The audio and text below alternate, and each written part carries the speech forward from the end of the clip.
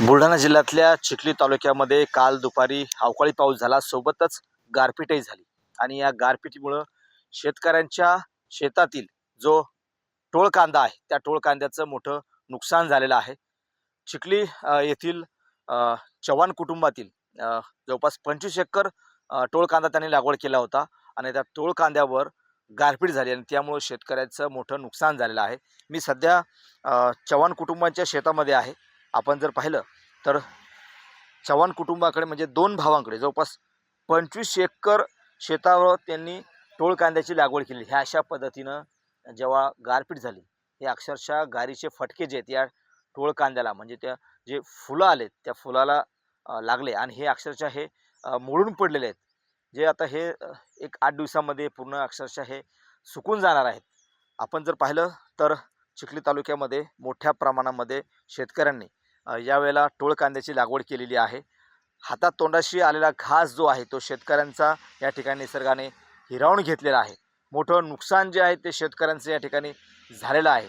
अक्षरशः म्हणजे आता अवघ्या काही दिवसावरती हा टोळ कांदा काढायला येणार होता, मात्र त्यापूर्वीच गारपिटीने आणि अवकाळी पावसानं मोठं नुकसान जे आहे ते टोळ कांद्याचं झालेलं आहे. भविष्यामध्ये ही जे टोळ जे आलेले आहेत याला म्हणजे याला फुलं जे आलेले आहेत त्याचं मोठं नुकसान होणार आहे. उत्पन्नामध्ये मोठी घट होणार आहे. आपल्यासोबत शेतकरी चव्हाण आहेत. काका काय सांगाल, कशी पद्धती काय परिस्थिती होती कालची, काय नुकसान झालंय? काय की पाऊस चालू झाला व त्याच्यात गारी आल्या. गारीमुळं या फुलाची जे आहे टोळ कांद्याच्या पोंग्यावर मार बसल्या कारणाने कांदे तोडले गेले, फुलं सर्व तोडल्या गेली. त्याच्यामुळं अतोनांत नुकसान झालेलं आहे. तुमचं आणि तुमच्या भावाचं टोळ कांदा लावलेला आहे, किती एकर लावलेला आहे, काय नुकसान झालं? आमचं दोघा भावाचं 24 एकर जवळजवळ कांदा आहे. कांदा सीड टोळ दरवर्षी असतो आणि यावर्षी बी आहे. पण यावर्षी आहे कांदा भरायच्या टायमालाच गारानं आणि वादळी पावसामुळं फार नुकसान झालेलं आहे. आता काही उत्पन्न होण्याची अपेक्षा आहे? अपेक्षा आता तेवढी नाही आहे काहीच. जे काय होईल ते आता पुढं होईल. लाखो रुपये खर्च आला असेल याला साधारण? लाखो रुपये खर्च आधी झालेला आहे आमचा. खर्च म्हणजे कांद्यापासून 55 रुपये किलो कांदा लावलेला आहे.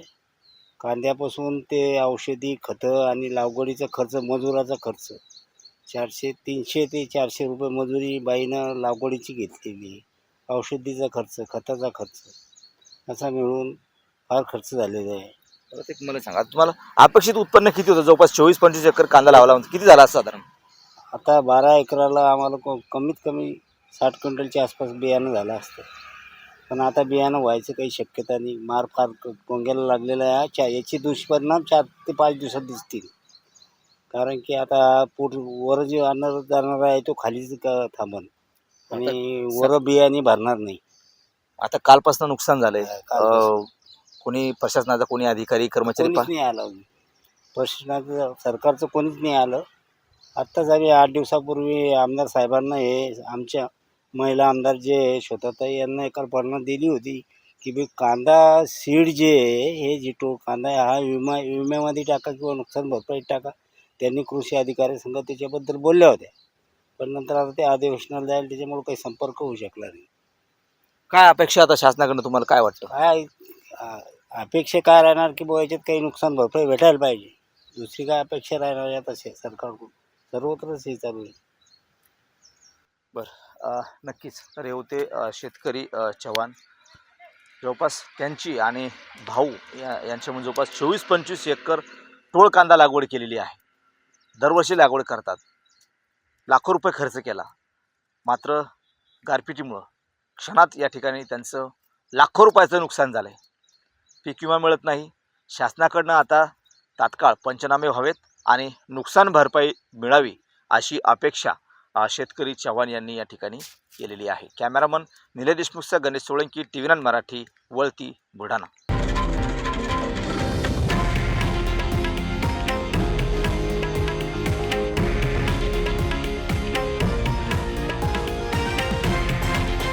हे आहे देशातील नंबर 1 न्यूज नेटवर्क आणि आपण पाहत आहात TV9 मराठी, एकमेव.